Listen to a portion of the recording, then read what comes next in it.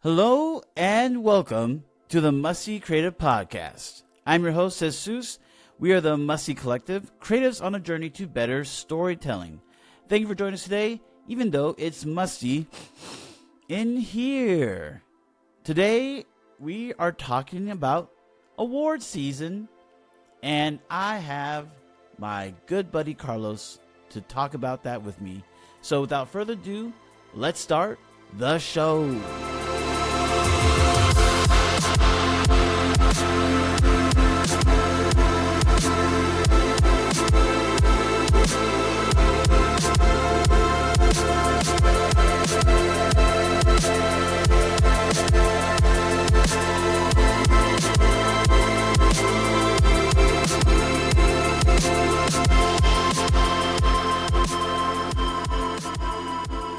Hey Carlos, how are you? I am, just doing my best. Doing my best to be as positive as I can in these bleak times. No, I hear you, man. I hear you. But I am super glad to talk to you today. We had some thrilling news over the weekend about, the award season for film. I mean, obviously TV matters, but we're really talking about film and movies. Yeah. And we had the NAACP award, Image Awards, and then we also had the PGAs this weekend, and we had the SAG Awards. Unfortunately, the WGA will be getting, actually, it got canceled. The WGA West organization, which is kind of ironic. They actually have a strike for their staff. Yeah. And so they actually canceled their awards ceremony that was supposed to happen Sunday, March 8th. So we don't have that awards ceremony. So essentially this past weekend is everything leading up into the Oscars season. Yeah. But before we get into all the awards and what it means and who's going to win and all that good stuff, Carlos, what have you been watching in 2026? Yeah, I haven't seen too many movies. Just honestly, 3 movies this year for me. February, I will be honest, was kind of a dry month. There weren't too many movies that I was super interested in. Although I have heard good things about like Crime 101. I heard that it was actually decent. Oh, really? From certain people, but it still wasn't really something that looked super interesting to me. But yeah, same. As far as movies I did watch, one that I wrote a review about for the Musty Creative newsletter was Send Help, the new Sam Raimi horror film. That's right. Super fun movie. I don't really have too much to say about this one. It was really just a super entertaining watch at the movie theater if you have like a really receptive crowd. When I watched it, there was quite a few people and everybody was really into it. It proved to me that Sam Raimi still has his touch. He hasn't. Nice. It doesn't feel like he's sold out, quote unquote, to Hollywood or whatever.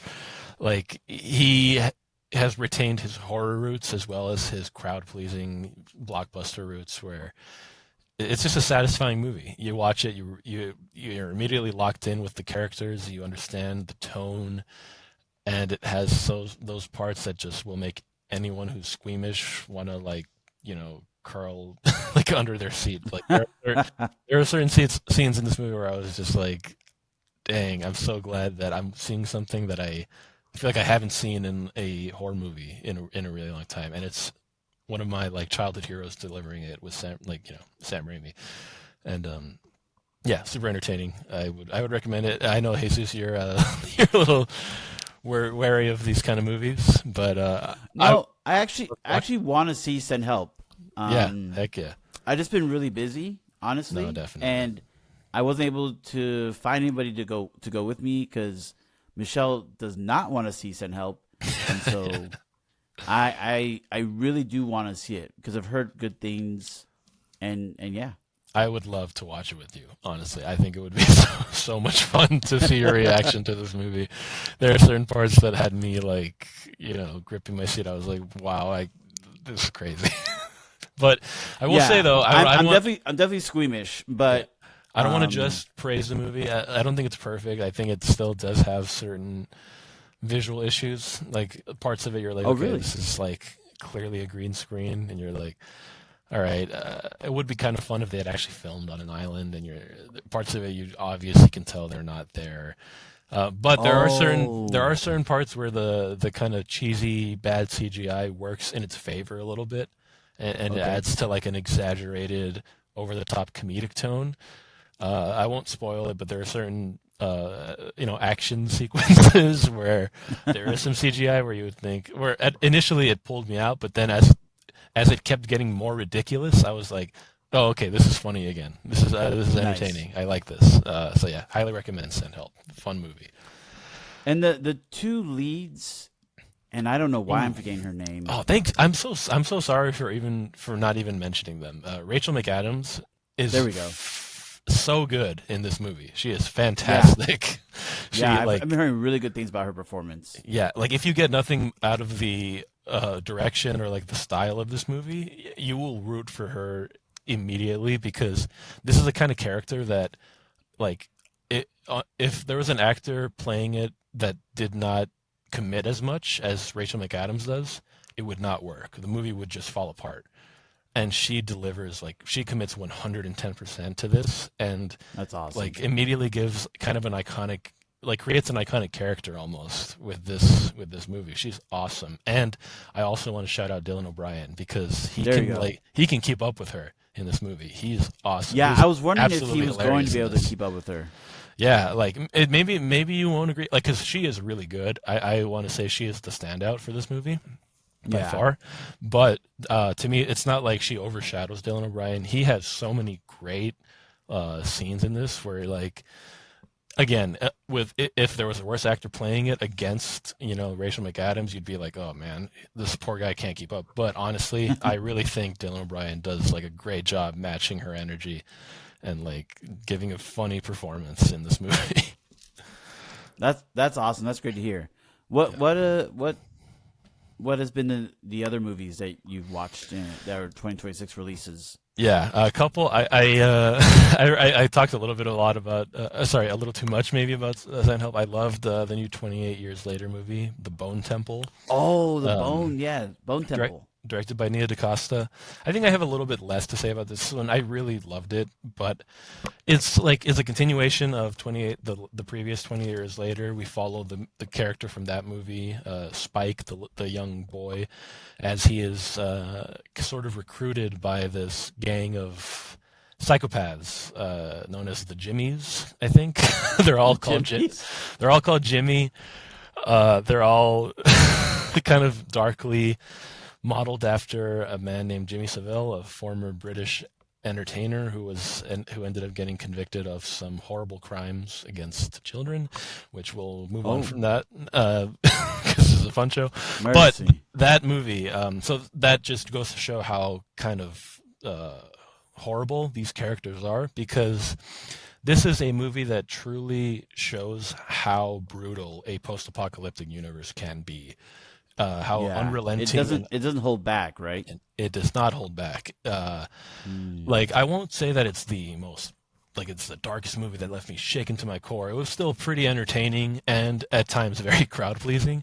But when Hmm. it wants to really highlight just how dark and just unforgiving this world is, it doesn't hold back. There are characters that you would expect, oh, okay, there's going to be something that might, save them here at the last minute. And then we just get to see them subjected to the most horrible, acts imaginable. And it's not just like a torture kind of movie, but when we know that characters will probably have to deal with something like that, the movie shows us that yeah, that's going to happen. And yeah, I don't want to Oh, give too much wow. away, but Ray Fiennes incredible in this movie. He has a small role in the previous movie, but in this movie he is almost the main character, and he is genuinely so entertaining in the movie. He has like a level of pathos where he's kind of the heart of the film. He Yeah. has there's a very interesting relationship he has with an actual, infected character, where I the think I movie think I remember seeing that yeah. person in the previews. Yeah. Yeah, and without giving anything away, the movie is able to build on this universe and expand it in a way that makes it more interesting, and is like, I think a big problem a lot of people have with zombie movies is that, like, oh well, who cares, because ultimately everyone's gonna die because it's a hopeless universe.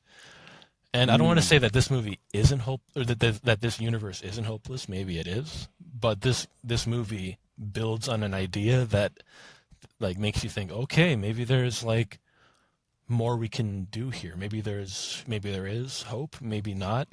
But it's interesting, and it's like honestly something I haven't really seen from this genre of zombie movies, and I really liked it for that. Nice. Um, And then I am curious for those who are squeamish, if you compare this to Begonia,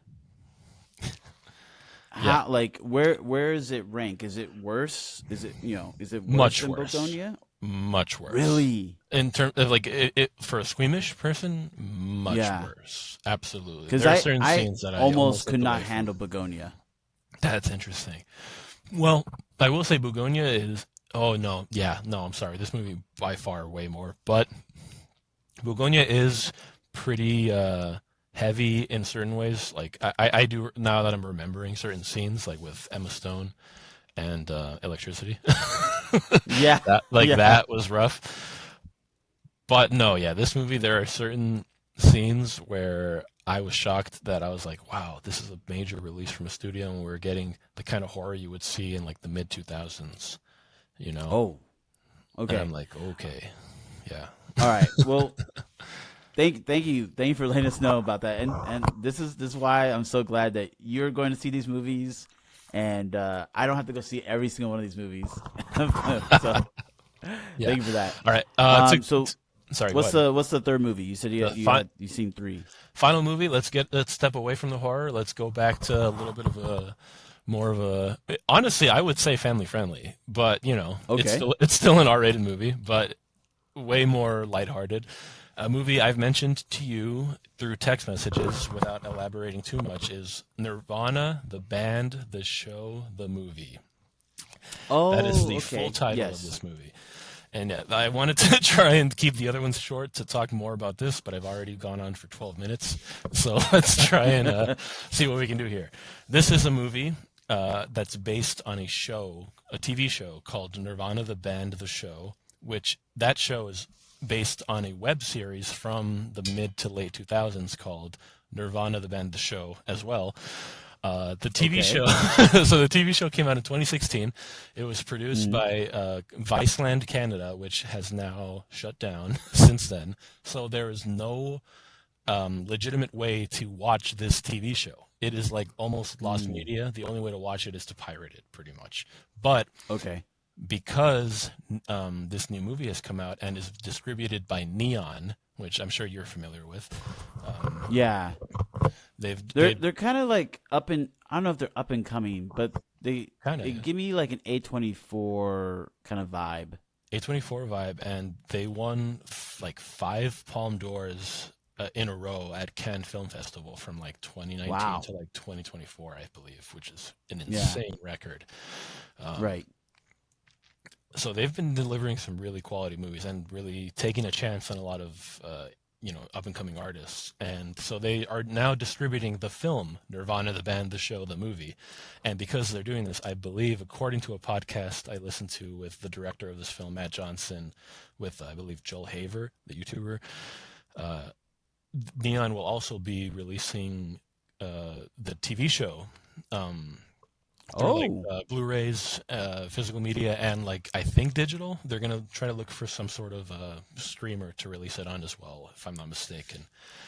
So that's Nice. very exciting for them, and for me because I So love then my only question, because we do have to move on to the it. rest of the Yes, rest of the I know. show, I'm going on. would be it's not linked to the band Nirvana at all. Okay, yeah, it's not linked to the band Nirvana. I'll try to be as brief as possible. It's just pretty much this show about these two guys, these two dummies named Matt and Jay, who live in Canada. They're in a band called Nirvana the Band, and they want a show. They want to book a show at a local venue in Toronto called the Rivoli. It's not even a big like venue, like an auditorium or a theater. It's just like a restaurant. and that's Oh, their whole okay. that's their whole goal. But they try to book gigs through really ridiculous schemes, like Pinky and the Brain kind of schemes that are just completely Nice. ridiculous. They don't even bother trying to like they like book a gig through like regular means, like just calling basically. Most of their schemes are completely over the top. And so that's the premise, and it's basically the way they film it is they film on real locations, capturing real Nice. people's reactions without permission. And eventually they ask for Oh, permission afterwards from the people. And okay. because of like, because they're just filming a movie, usually where they're filming, they're just like, oh, okay, that's fine. You can film here. They just happen to come across these like people who are very friendly. And So kind of like Borat. exactly like Borat. It's Okay. basically the way I would describe this film, Nirvana the band, the show, the movie, so we can move on pretty quickly. I would pitch it as Borat meets Back to the Future with a sprinkle of Mission Impossible. Okay. It's I crazy. am actually intrigued now. Yeah, like it's one of those movies where it's kind of a la Borat, where they film real reactions, get real people's reactions, and they incorporate those scenes into the story of the movie, but they're not Hmm. pranking other people. The joke is always on them. They're always the ones that end up looking silly at the end of whatever they're filming, and the other people involved are like innocent, you know? So Yeah. it's like super wholesome in that way. It's very just warm. But there are jokes that like that you think, oh wow, how did they get away with that? But not only that, the way certain scenes that they film and certain areas that they go to film their scenes, you're thinking, how on earth did they accomplish this, and how did they get away with it without going to jail? All So right, yeah, we'll have to wrap it up there. absolutely, Um, yeah. but no, thank you. That's awesome. So just to summarize, can you give us the three movies again? Because Yes, I cannot say the third one. no worries. Send Help. That was the first one, the number three movie of my list so far. Number two, 28 Years Later, The Bone Temple. And number one, Nirvana, the band, the show, the movie. Nice. That's awesome. All right. Okay. So with this Oscars season or the award season almost done, Oscars will be March 15th, 2026. What we had this weekend is the beginning of an actual race, Carlos. Yep. And looking back a couple months in the past, and when we kind of did our Oscars preview, did you actually think that we would get any real races for this Oscars award show? Honestly, it's kind of been a little bit, it's been very unpredictable, but there was a Yeah. time when I was thinking, okay, Sinners is probably going to sweep. Sinners might just take all of them for a little bit, just because Really? I don't know. It felt like that kind of movie. It was very very popular, and like one of those things that would have been like a cultural moment if Sinners were to eventually win. But it's just become so unpredictable, especially this last weekend, as we mentioned, with the PGA Awards, the SAG Awards. What was the other one that you mentioned? Well, the Well, I BAFTAs mentioned were that. also recently, but Yeah, the BAFTAs, but the NAACP and Image WCP. I'm Awards. so sorry. Yeah, Yeah, that's the one too. yeah. Um, It would have been interesting to see what the WGA would have given. yeah, Um, but now we don't know, and I don't know if they are gonna still release it, even though they don't have an award show. So we'll see what happens there.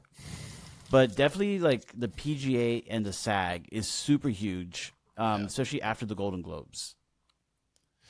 yeah. The Golden Globes. Yeah. I'm so surprised looking back that they nominated No Other Choice for anything, because that got shut out by the Oscars. Yeah, I mean it's really a Unfortunately. shame, really a shame. And that, yeah, I still actually need to go and watch it, and I will go see it, or I'll rent it, and Michelle and I will watch it because Yeah. it looks actually very interesting, Yeah. even though it didn't get, I don't think got any Oscar Nope, nominations. not one. So, but I still want to check it out because it looks super super interesting. I think you'll enjoy it. It's very entertaining. If even if you don't think it's like one of your favorites of the year, I really think you'll have a good time with it. It's a fun movie. Nice. All right. So with the award season for 2025, 2026, and honestly, the way it's been happening, it almost feels like an NFL season. Like every week there's like this new change, and someone else has won.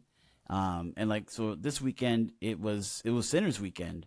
Yeah. And so obviously started with the Golden Globes and with the best male actor performance. That's been kind of like up and down. We had in one category Timothée Chalamet winning Best Male Actor. In another category was Wagner Moura winning. Right. And then for the Critics' Choice Award, it was Timothée Chalamet. And so when I heard that news and watched that that award given out in his acceptance speech, it just seemed to me that, okay, he won the Golden Globe, he won the Critics' Choice. This is most likely going to be Timothy's year. And it didn't seem like Michael B. Jordan had any semblance of a chance to even get the Oscar. And so when it came to the SAG Awards, I was really recording in the studio for our Patreon version of the podcast. And I was like, yeah, like, you know, he should win the SAG, but he's probably not going to win. It's probably going to be Timothy.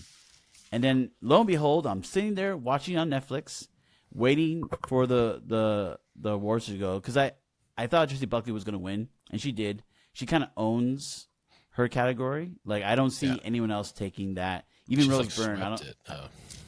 Yeah, I don't even think Rose Byrne is going to sneak in there at all. Yeah, I don't think so. And then, you know, I waited for Harrison Ford. He did his speech, and actually the lead up was by Woody Harrelson, and it was such a long like lead up and prep to bring on Harrison Ford. That took a long time, and we finally got to it. And then Viola Davis almost like scared me because she opened up the letter and then read it, and then she said it like almost a bunch of gibberish, and it's like Michael B. Jordan, and then everyone just like exploded in the theater where they were for the SAG Awards. And Michael B. Jordan, like, he gave a really great speech, but even he said at the very beginning, I did not expect this to happen. And so it's interesting, you know, talking to you, Carlos, because we're kind of like on two sides of the aisle. Like you obviously like Sinners, but I think you like Marty Supreme a lot more, and I think I would think you would be voting for Timothée Chalamet's performance over Michael B. Jordan's, and then me, it would be the opposite, where I'm voting for Michael B. Jordan's performance and you're voting for Timothy. So it's interesting talking to you. What do you think about now Timothy's chances and Michael B's chances now going into the Oscars? Man, I feel like you're setting me up to be the villain. No, just kidding. I'm kidding. I'm not. I'm just kidding. There are no villains here. We've talked about this. Yeah, Timothy's not a villain. Yeah. Michael B. Jordan's not a villain. We'll talk about a certain villain later, but we'll get to that when we get to that. Yeah, but honestly, I think the villain stuff is really just like, it's the internet. It's Reddit. It's the internet, and there's no reason to villainize Timothée Chalamet. I don't know why people are, but there's no reason to. And I'm just being a little bit silly. Like, the villainy thing it's just kind of fun, but but some people take it very seriously, which is like when it's like, all right, guys, come on, calm down. But I love both Sinners and Marty Supreme. I wouldn't say I love Marty Supreme that much more. They're like pretty close to me, but I did love both, and I did slightly prefer Marty Supreme. And it is a very close race for me. Like ultimately, when it comes to just talent, I would be happy with either winning. But if I had to like pick a horse and be like, all right, here's really what I think. I really liked Timothy's performance a little bit more. I felt like he embodied this character in a way. Yeah, even though like they're both very famous actors, Timothée Chalamet and Michael B. Jordan. When I watched Timothée Chalamet in Marty Supreme, I just personally felt like he disappeared a little bit more into this role, and I felt like at a certain point, pretty much very early on, from like the first moment where he walks on where he's on screen, where he's just walking, towards the camera, and he's got like this swagger to him and this confidence. I was like, this is a character. This isn't just Timothée Chalamet playing some, like, I'm not just watching Timothée Chalamet. I'm watching Marty Mauser in this moment, and I felt like that never broke the entire 2.5 hours. I was like, this is this character that I'm watching. It just felt completely genuine to me. And like in a way where you're looking at him and how flawed he is, and just all these horrible decisions that make you want to root against him, but I still can't help but think like, oh man, I'm glad he won that. Spoiler alert! I'm glad he won that ping pong match at the end, right? Like, even though you're just like, you don't deserve this, you're awful, and he really nailed it, in my opinion. Yeah. No, I mean, I think that's fair. I think that's fair. And for me, I was not like the biggest fan of Sinners after watching the movie. I think we had talked about it. Like, yeah, I think I still had it on my top 10. I think I did, but I wasn't like a big fan. And then honestly, like watching Marty Supreme, and then seeing that story for what it was, and seeing what it was kind of like pushing as a narrative as far as like hustler culture and being very persistent and not giving up, which are all things I do care about, but it just seemed to be pushing a character arc that I just couldn't fully get behind for Marty. Yeah. And then when I think about the Stack twins, they're not, perfect peaches either, but as far as like, all they're trying to do is just open up a business, and then, they get attacked by vampires. It just seems like a lot easier for me to root for them, those characters, versus Marty Supreme, or Marty Mauser. And I think the thing to me about the performance that Timmy gave, I agree, he definitely seemed like Marty. I just don't have a reference for that. And to me, in a lot of the scenes where he's kind of like whining and complaining and begging to different characters, to me, that's where I saw Timothée Chalamet. Because I'm just not sure what a 1950s young adult Jewish man who loves ping pong, how they would act in those scenes in a post-World War II era. Like world, where I do think like the stoicism of his ping pong friend and compatriot, like that stoicism seemed more authentic to me, versus Marty seemed more like I was watching someone from the 2020s. In some of those scenes, not all the scenes, but in some of those scenes, if that makes sense. Yes, it does. And I want to say I also think that was fully intentional. I think that this movie is commenting a lot on modern day 2025 hustler culture that a lot of young people are falling into. And I think that was a big influence on Chalamet's performance, Odessa Zion's performance, the young people in this film. Even I can't remember the actor, but his business partner who's helping him with create these new ping pong balls branded by them, the orange balls. That character also feels kind of like a modern version of this kind of, a commentary on these people who, maybe hit a little close to home to me, who live still with their parents. And are still trying to make a name for themselves, work in this modern world, but are maybe living more privileged lives than someone like Marty or like Rachel, that character. But told through this 1950s story, also while using like a 1980s soundtrack, using songs like Forever Young, the song by that one band, New Order, sorry, the Tears for Fears song at the end, Everybody Wants to Rule the World, like Right. all these 80s very popular songs. It's like a mishmash of all these different generations, like, but really telling the story of that hustler culture. I think that's what I got out of it.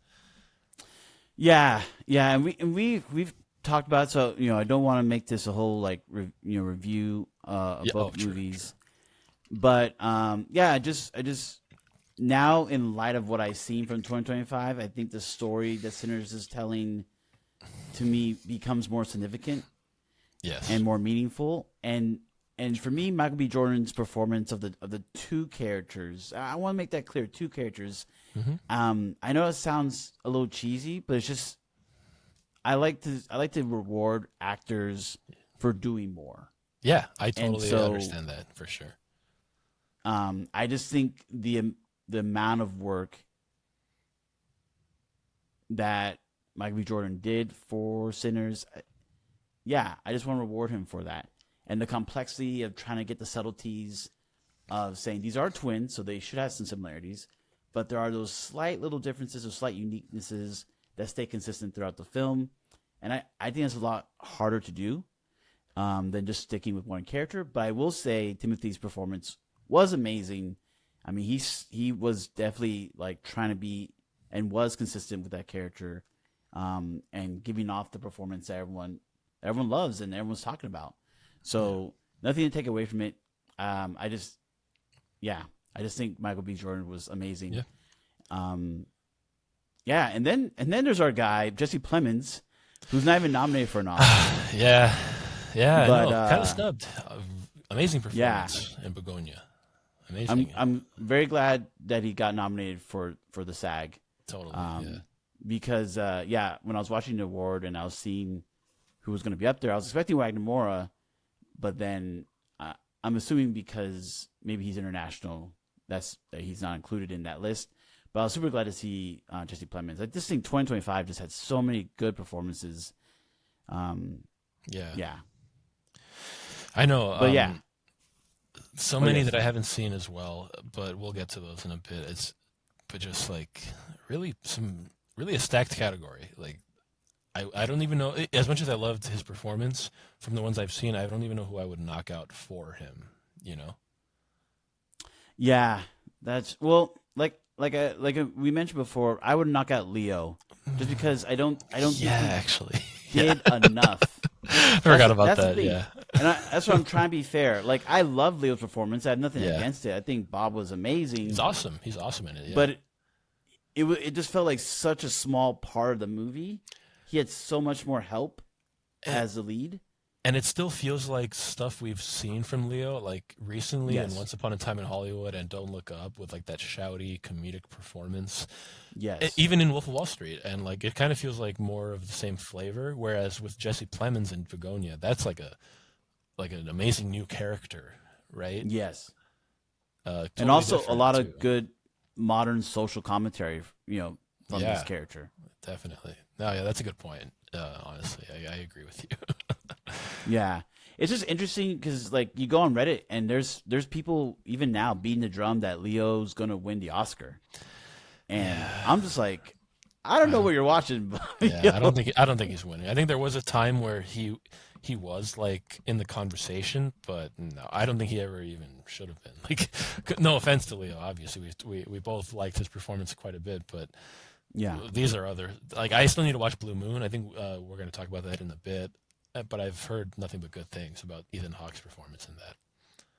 Yeah, we're in the middle of watching that, and I'll be honest, I think the Ethan Hawke performance is good, but I'm not like overwhelmed by the performance. Gotcha. So I still think he should be nominated, but I'm You're not finished. I don't expect him to win. Oh yeah, definitely not. But because you haven't finished the movie yet, right?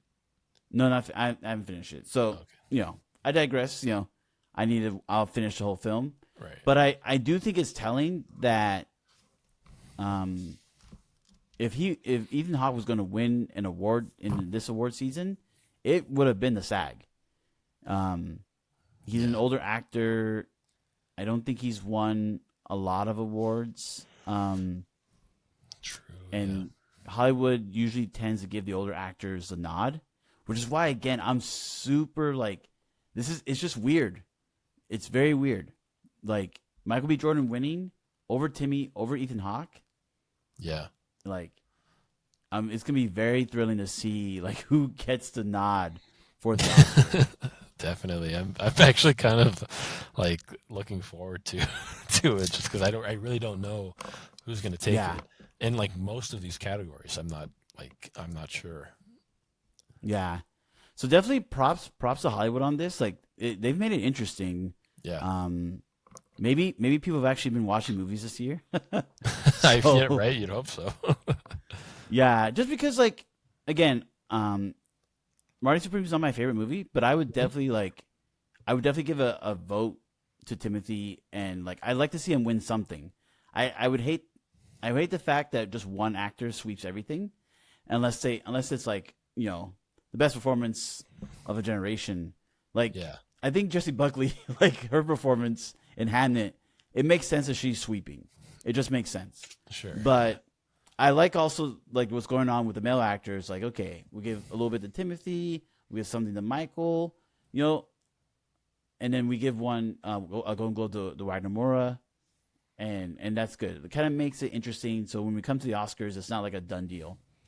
The other race that is interesting, that I do want to touch on before we start closing up here, is the Best Picture race, because the PGAs gave their Best Picture award to one battle after another, but then the SAG award gave, you know, their quote unquote Best Feature, Best Ensemble award to Sinners. So a lot of people now are saying, like, there is a real competition for Best Picture, and it's interesting because they're both coming from Warner Brothers Studios. They both have around the same budget for the award season and marketing themselves and going to interviews and going to dinners and talking up people in the town. They still haven't come on our podcast yet, so it's really, you're missing a big opportunity, y'all. But so it's interesting. Do you think? And I asked this kind of at the top of our discussion, but after discussing it a little bit more with the actors' performances, like, I don't think there's a chance that Sinners beats out one battle after another for the Best Picture, but there seems to be, like, some momentum happening. Yeah. And so, it's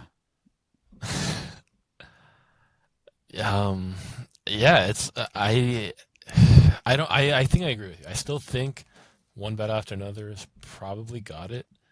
At the end of the day, I think it'll probably win Best Picture. I think Paul Thomas Anderson is likely to win Best Director as well. But I told you, I'm not sure about that either. Yeah, that one's also up for debate. I do think Best Director is up for grabs. For sure. Him, Michael B. Jordan, even Chloe Zhao. No. Ryan Coogler. Yeah. You said Michael B. Jordan. Did I say Michael B. Jordan? Yeah. Oh my God, I'm so sorry. That's insane. That's funny. I mean, they do work on, like, pretty much almost every film. We had just been talking about Michael B. Jordan a lot. All right, I had him on my mind. Yeah, no, it's cool. But yeah, Ryan Coogler, Chloe Zhao, and Paul Thomas Anderson. That to me is the race, and I'm not hearing as much buzz for Chloe Zhao, but I just think Hamnet is so good, and, like, I'm seeing little sprinkles of, like, James Cameron cried like so much watching that film. Steven Spielberg, who was an executive producer on the film, also like lauds it as the best. I think I want to say he believes it's the best film of the year. He loved One Battle After Another as well. He did. Spielberg did say he liked. So that's what I'm saying. So, but yeah, I think there is a race for Best Director. I really do think so. Yeah, true. I would not be shocked if PTA doesn't get it. Whereas, like, Oppenheimer's year, I think 2 years ago, it was like, clearly, it was a sure thing. Christopher Nolan was going to get Best Picture and Best Director. It was just a sure thing. I don't think One Bat After Another is a sure, because also I would say because the box office is not as strong for One Bat After Another. True. Whereas Oppenheimer I don't think it made $1 billion, but it got really close. It got to like 900 million. It was a 900 million, which is shocking, honestly. Yeah, and it was also an auteur film. Am I saying that correctly? 3 hour long, R-rated, auteur-driven historical biopic. Yeah, and it made that much money. That's honestly insane. It's led by Cillian Murphy, who Cillian Murphy had never led like a major blockbuster before. He was in like 28 years later. But really, that's it. Yeah, no, and so Cillian Murphy won Best Actor that year, and then Christopher Nolan, finally got that Best Director and Best Picture that he's been wanting for so long. So that seemed like there was no debate. Like, I think I was fighting. What was I fighting for? I think I was fighting for Avatar 2. Is that I was really fighting for Barbie. I was mad that Yeah. that Barbie's director didn't get a nomination. But this year, I can definitely see like either Chloe Zhao getting it, or Ryan Coogler getting it, or PTA getting it. Yeah, totally. I can see it happening to either. Yeah, because the Oscars they're not like they don't. The Best Picture winner doesn't always also get Best Director, right? Like plenty of times, those are two different movies. So it could totally give they could totally give Sinners Ryan Coogler Best Director and One Bat After Another Best Picture, or vice versa. Yeah, exactly. All right, well, we'll see what happens. I think we're gonna do one more show, maybe one more preview before the Oscars. Hopefully, we can watch it all together that night. Yeah. But let's get into your predictions, Carlos. You have a few predictions that you want to, give us. Well, I mean, I was just looking at all the nominations and seeing which one I predicted. But like, if you want to cover just a couple in particular, we can do that. Yeah, let's just do a couple. Okay. Which ones do you think are most worth bringing up? Oh no, you tell me which ones do you want to cover?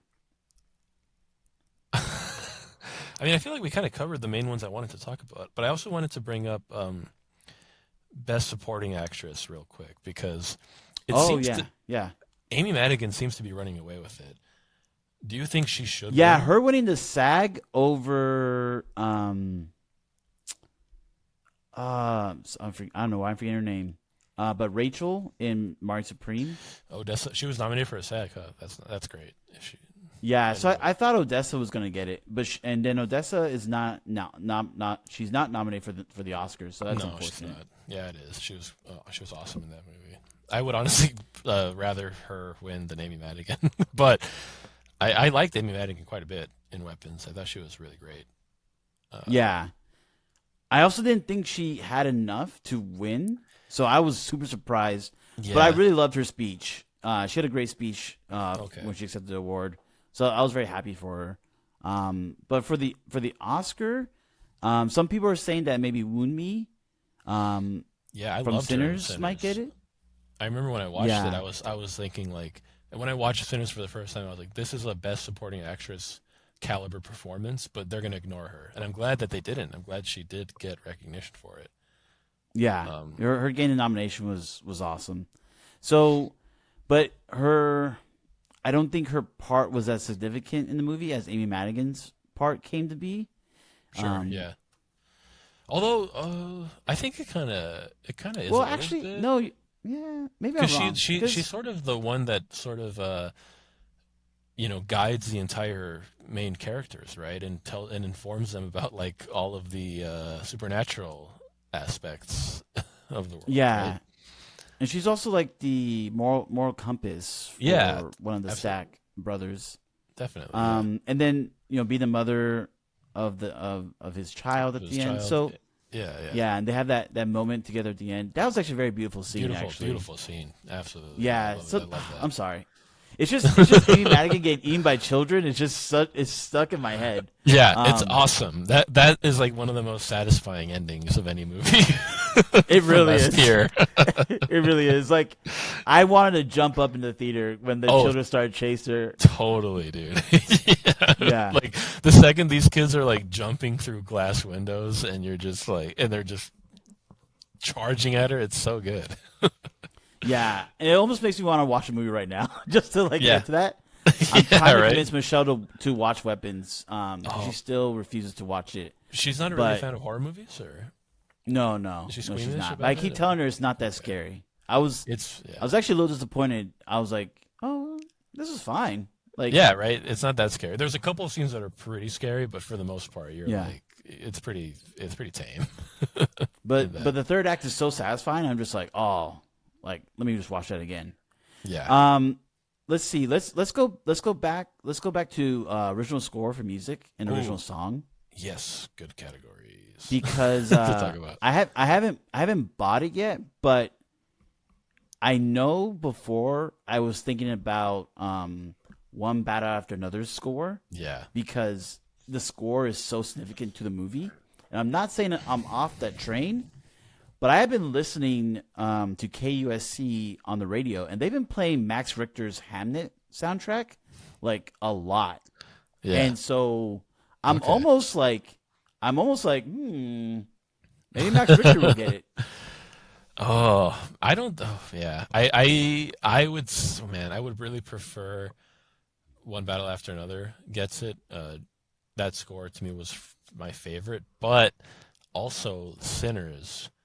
The Sinners score I loved too. I would probably give that like slightly second. I actually think Sinners is probably going to win it, to be honest. I was just gonna say Ludwig Göransson doesn't lose. Yeah, you should never vote against him. Honestly, he is No, always that's cleaning up. yeah. He got the Golden Globe, so Yeah. yeah. Honestly, I really want to say like he just never loses. Like Yeah. if he's in your category, you just might as well give up because I don't He's think won- I've ever seen him lose. He won with Ryan Coogler for Black Panther. He won with Nolan for Oppenheimer. Like, yeah, I think he won. Did he win for Tenet? Maybe not, but his Tenet score was really good too. I don't think Tenet was nominated. No, yeah, probably not. That movie was kind of Yeah. mess, but Yeah, but the music I liked. we don't talk about that movie. Yeah, ooh, Tenet. No, but yeah, I honestly like I need to fact check this, but I think every time Ludwig has been nominated for a major like film award, Yeah, I don't think he's lost. you're probably right. Honestly, and he's always pretty good. Like I said, I haven't heard any Sinners on KUSC. Yeah. I've heard a lot of Max Richter's Hamnet on KUSC. Okay, that's interesting. Yeah. For sure. So, take that for what you will. Here's USC is big in the entertainment space. A lot of directors, a lot of producers got their start out of USC. So we'll see. Here's my argument against Hamnet in this category. The most I think the most important scene in the movie, right? The scene at the end with the play. The song that plays in that scene is not original to the score. It's a song that Max Richter wrote like 20 years ago. And it's a great song. It's a great song and it fits the scene pretty well. But if that's the most important scene in the movie and they didn't write original music for it, I don't know. I feel like that's kind of an important part of the movie that maybe you should have tried to write a new song for, but they just used a song he'd already written. That I have no argument against that. That's very logical. That seems on point. Yeah. I still like the score though, and I like that song in that scene. I'm just like, I don't know if it deserves it. And then let's talk about musical original song. Now we definitely got into it, so let's have some cooler heads here. Yeah, don't worry. I won't get out of pocket this time. Sorry. Yes. But where are you at now? I still have my pick. But I still prefer I Lied to You, but I Mhm. like, look, there's no chance that Golden loses. Golden's got it in the bag. Like, Yeah. Golden's the only song here that was nominated for a Grammy for Best Song of the Year, right? Wasn't it nominated? Ye- Wasn't it like up for that Yeah, and I think it Song won of a the Year? Grammy. I think it won. It totally did, right? It must have.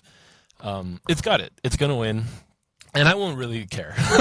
It's like it doesn't matter. This category is like it's fun. I don't think it's like invaluable. I think there is something to having like a good original song. I just it kind of feels like the popular pick, but it's everybody loves it. So like yeah, This is why I want to watch the Oscars with you because I want to see you fuming. I know you're gonna be mad. fuming. Yeah, honestly, I am kind of gonna get mad when it wins. I can't even Yeah. hide it. Yeah, I want to be there for that. And, like I'm trying to prepare myself for it, but I'm still gonna get a little bit mad because I know that Sinners is like such a popular movie and it should win. Like it's gonna win a lot anyway. But knowing that it won't win this one when I think it deserves it, I'm like something's not right in my brain. But yeah, it's definitely gonna lose. Yeah, that would be fun. It would be fun if Sinners was to win that category. Just because then we'd have to go to TikTok and Instagram and just see Yeah, like all the fans like literally melt and scream. But I will say this is also just a business decision from the Academy. totally. Like one, they don't want to have a protest. Like there would literally be a protest / riot. I think if Golden doesn't win, K-pop doesn't get Golden, Yeah, and doesn't totally. get Best Original Song. But also, this is for their viewership. They need to have popular stuff, and like Best Original Song is one of those categories that actually brings in the casuals to watch. you're Hopefully, right. more of the whole event. Because like this is the category where they can nominate Billie Eilish whenever she has a song for a movie, right? Or Exactly. they can nominate. Like, she Wicked, always gets a nomination. right. Yeah, you're totally right. Or Adele if she wants to make a song. Yeah. Like, yeah, and also like that is an excellent point that you bring up. It's the same logic behind. I don't know if you heard recently that Criterion is going to release their own K-pop Demon Hunters Blu-ray as well. And certain people, Which actually makes me happy because we'll actually get a Blu-ray I think we'll get a physical. That means physical release for them, which is good. Yeah, so that's awesome. I don't think Frankenstein should be in the Criterion, but that's a different discussion. That's a different discussion. We're not talking about that right now. But what I will say about K-pop is, people are saying like, oh, it shouldn't be. It's too soon. Blah blah blah. Look, if you want Criterion to continue existing and making movies, this is good. People will buy this K-pop release. They're going to make a lot of money from this. So let's just relax because we still want Criterion around because they're excellent in film restoration. They're important in that regard. So whatever they can do and they actually to stay force alive. streamers. They force streamers to make physical copies. So Yeah, I completely absolutely. agree with this. Yes, me too. I'm glad we're on the same page. I figured we would be. Yeah, no, because I want a physical copy of K-pop, and hopefully we'll get featurettes and small little documentaries, behind the scenes footage. That's why I try to buy a couple Blu-rays every year, just because also you get to see a lot of extra footage, and I know now the tradition is you'll see a lot more stuff on YouTube. Stuff on YouTube get released, but it's just so nice to have it in one place, and then I can watch it whenever I want. I don't have to pay for a streaming service. It's beautiful. It is. Yeah, I just bought a Criterion copy of Mulholland Drive, the other day. So That's good. Get to watch that whenever. Love that movie. Nice. And then last, I'll say anime feature film. That's definitely that could be a fight, but it also could be a wash. K-pop Demon Hunters might just take it because the Annies, for some reason, just let it walk all over everybody else. Yeah. And then anime short film, I actually got to watch, and live action short film. Yeah, talk about that a little bit. Because so I'd say animated short film is very competitive. There are some, like, all 5 films are great, and they don't take long to watch, so it makes it even better. Right. I do think the love for will probably be for Butterfly, or in French it's called Papillon. Is that the movie that's got? Sorry, is that the movie that has like a watercolor kind of art style, or like maybe not water, like it's like a It's painting like almost kind of? it's painted. Yeah, Right. Okay. Cool. Go ahead. Yeah. Yeah. That one looks yes, interesting. I'd like to watch it. yeah. I would definitely recommend watching it. And like I told you, Michelle and I actually got to see it a second time, um, for a Women in Film event, and we got to watch a Q&A with the director from France. She was there in person, and then we got to like shake her hand and congratulate her on her film afterwards. And so I do think the film and her going to different events and showing out the film and talking to people will boost her votes, I think, for the Academy. So I could see that being the film that wins. It's also has very relevant subject matter, and so I don't want to say anything more than that. I don't want to give anything away because this is a short film, but it's very relevant. It's very beautiful. It literally is like the animation process that she talked about was like it is like paint. It's her painting, but like they're doing something with like 3 different slides or something like that to like make it look like it moves, and then the way they sync the audio for the sound effects is just amazing. Yeah. Nice. Yeah, that sounds really, really interesting. I'm excited to see it. Yeah. And then from the live action short film category, some very strong contenders. There was a very interesting French short film called Two People Exchanging Saliva that is a little weird, but the world building for that story, and the way it was executed, it was also black and white. It was really, really good. Okay, what was it called again? Sorry. Two People Exchanging Saliva. Okay, so that sounds that sounds cool. yeah, I would that would probably be my pick for who wins. The other film that could probably take it would be The Singers. Both were just amazing. I liked them all though. Jane Austen's period drama was really good. A Friend of Dorothy was great. Butcher Stain, I do remember it being good, but I can't remember it right now. Okay. But I think as far as who would win, it's probably going to be either The Singers or Two People Exchanging Saliva.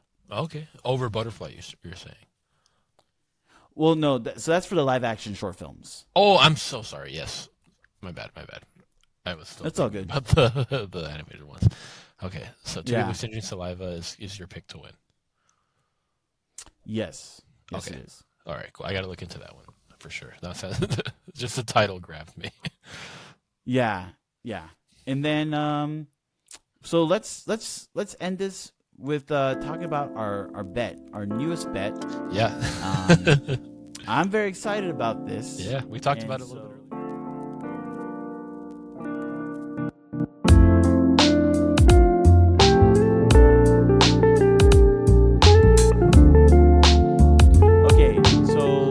First bet, Carlos won.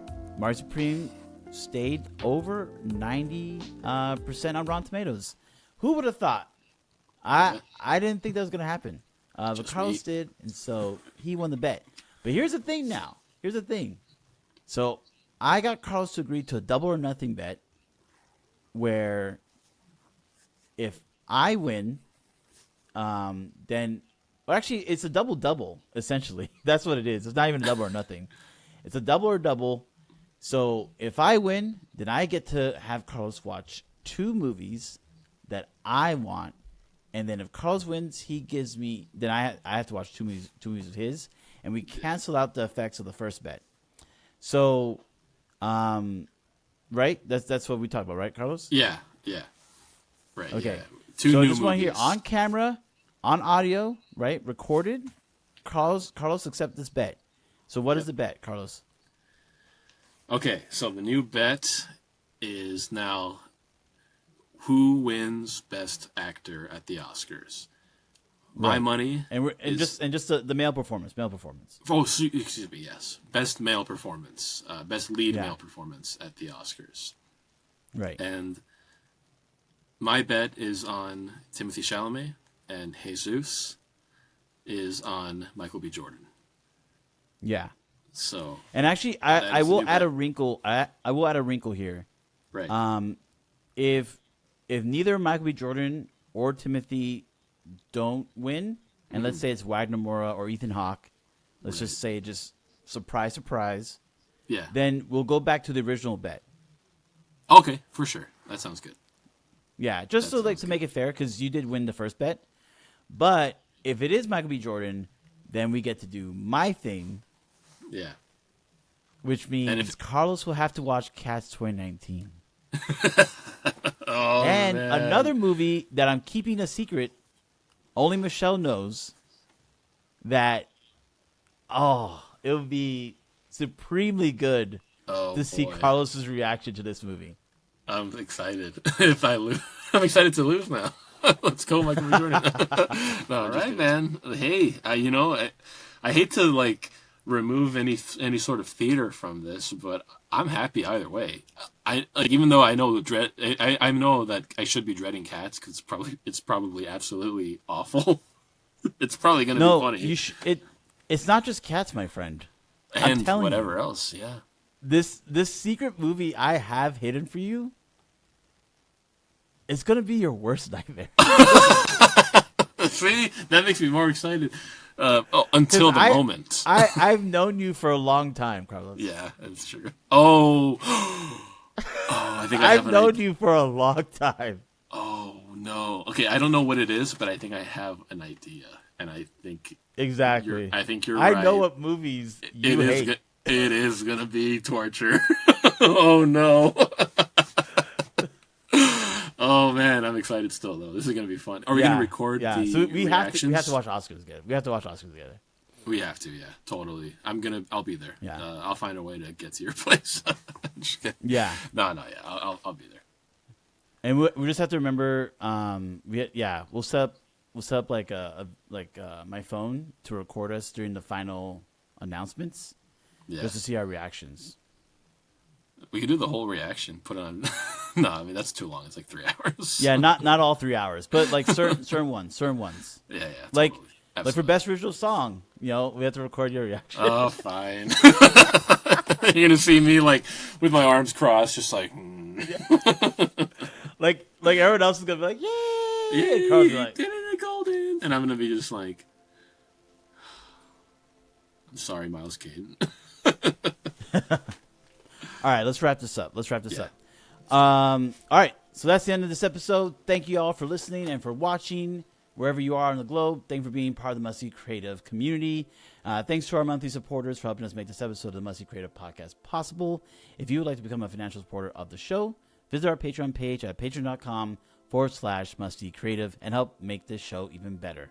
That's all we have time for. Remember to leave us a review on Apple Podcasts and find us on YouTube, Instagram, and TikTok at the Musty Creative, as well as our new bi-monthly newsletter at the link below. And now it's time to shower up.